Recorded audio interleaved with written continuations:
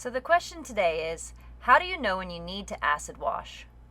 That the water is not coming out quite right. So let me show you. See how the flow of water is just like dribbling out of there? It should be like this.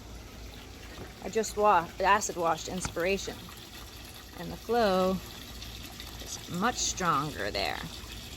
So what that can cause is a high pressure fault and the AC not working properly because there's a bunch of gunk built up in there. All right, so my boys and I are learning how to acid wash today, and this is how it goes. So first thing we do is close the through hull for the AC strainer. You should do that.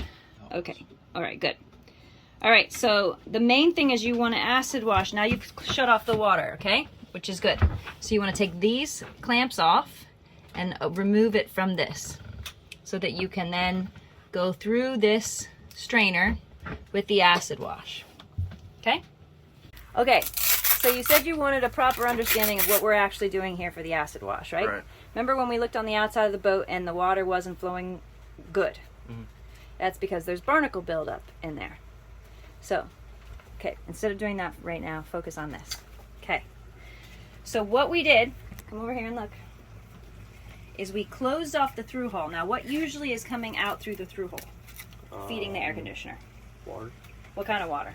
Seawater. And what grows in seawater? Barnacles. Barnacles. Yeah. So we're barnacle busting. So what we need to do is, instead of taking seawater in, we cut off that valve where the seawater comes in, and we connected that valve, right, that goes to the strainer, to this bucket of acid. The pump is then pushing acid water in through the system that is then T-boned and goes to the back system and goes to the front system.